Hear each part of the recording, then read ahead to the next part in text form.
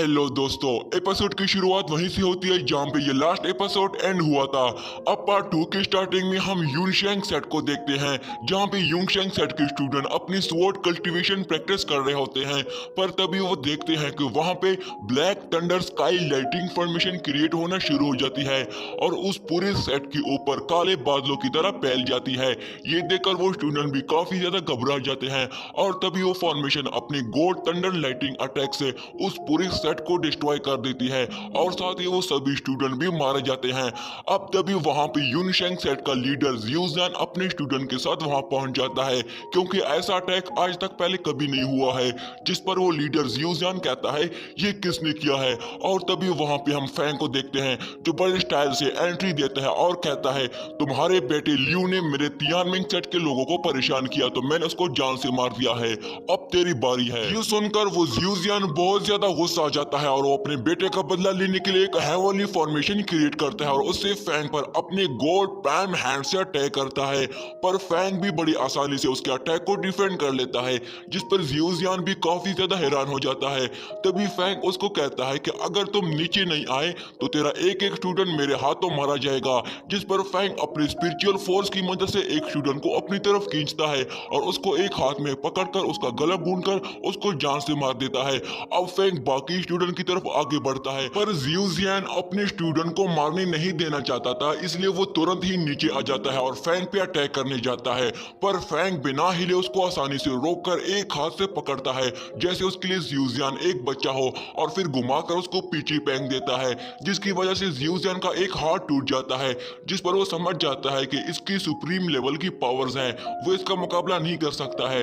जिस पर फैंग उसको कहता है अरे नहीं, मैं तो बस की रिफाइनिंग स्टेज का एक कल्टीवेटर हूँ। तभी जियोजियान सोचता है कि वो इसको अकेले नहीं हरा सकता, इसलिए वो अपने मास्टर को बुलाने का फैसला करता है और तभी जियोजियान अपने यूनशेंग सेट के एक सुप्रीम एंशिएंट मास्टर को बुलाता है जिसका नाम जैंग जोंग होता है। और तभी वहां पे उसकी आवाज आती है जो कहता है ये कौन है जिसने मेरे सेट को बर्बाद कर दिया। और वो फैंग के पीछे खड़ा होता है जिस पर फैंग जवाब देता है तुम तो हाफ डिमेंशन सोल का कल्टीवेटर हो, ये तो बहुत ही छोटा लेवल है और ये एक की रिफाइनिंग स्टेज वाले कल्टीवेटर के पास कैसे हो सकती है, मुझे हर हाल में ये स्वॉर्ड इससे लेना ही होगा।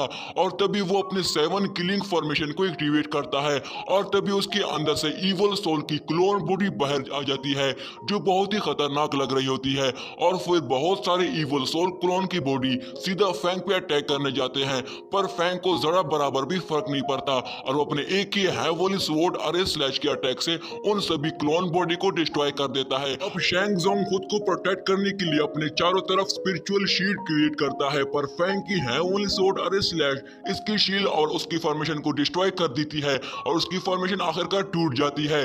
तभी शैंग जोंग जैसे ही नीचे आता है वो कहता है मैंने कभी सोचा नहीं था मेरा पूरा सेट एक की रिफाइनिंग स्टेज वाले कल्टीवेटर से हार जाएगा, पर तू नहीं जानता कि मैं इस फाइट को 1 सेकंड में खत्म कर सकता हूँ। और तभी शैंग जोंग एक हैवोली मैजिक फॉर्मेशन क्रिएट करता है और उससे हैवोली गोड ड्रैगन बीस्ट को बाहर निकालता है। अब इतने खतरनाक ड्रैगन को देखकर किसी की भी पैंट गिली हो सकती है पर वो अपने ड्रैगन से फैंग को डराने की कोशिश करता है। पर यहाँ पे फैंग अपने दिल में सोचता है शुक्र है कोई तो इस सेक्ट का कोई चीज है जो मेरे इस बोरिंग दिन का मजा खराब कर रही है। अब थोड़ा मन शांत हुआ। अब तभी जैसे ही वो ड्रैगन फैंग पे अटैक करने आता है फैंग बिना हिले अपने हैवोली स्वॉर्ड स्लैश अटैक से एक ही जोरदार अटैक से उस ड्रैगन के टुकड़े टुकड़े कर देता है जिसकी वजह से शैंग जोंग की डिवाइन सोल भी बहुत डैमेज हो जाती है क्योंकि ये ड्रैगन उसके डिवाइन सोल से कनेक्ट था जिसकी वजह से वो भी यहाँ पे तुरंत ही मारा जाता है। अब फैंग ये सब खत्म करने के बाद खुद से कहता है आज तो मैं ड्रैगन का सूप पीऊंगा और आज इतने सालों बाद मुझे एक ड्रैगन का मीट खाने को मिलेगा। तभी वहाँ पे मिस ल्यूजियान भी 2 स्टूडेंट के साथ वहाँ पहुँच जाती है पर तभी वो काफी ज्यादा हैरान हो जाती है जब वो देखती है कि फैंग ने अकेले ही इस पूरी यूनशेंग सेट को ही डिस्ट्रॉय करके रख दिया।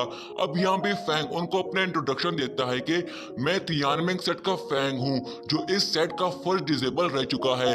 अब आज से मैं अपने तियानमिंग सेट को दोबारा से लोगों के लिए ओपन करूंगा। और जैसे ही ये बात ल्यूजियान को पता चलती है कि फैंग तो हमारे सेट का इंसिस्टर है तो वो उसको मास्टर कहकर रिस्पेक्ट देने के लिए उसके आगे घुटनों पे झुक जाते हैं।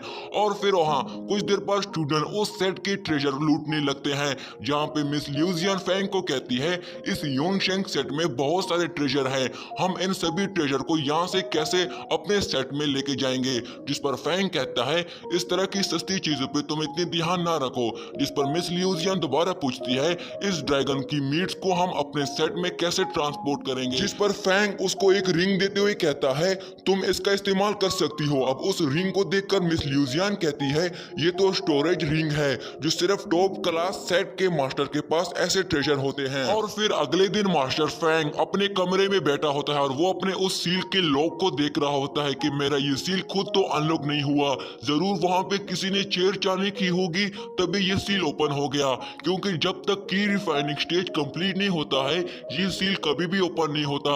मुझे इसका पता लगाना ही होगा कि इसके पीछे कौन है।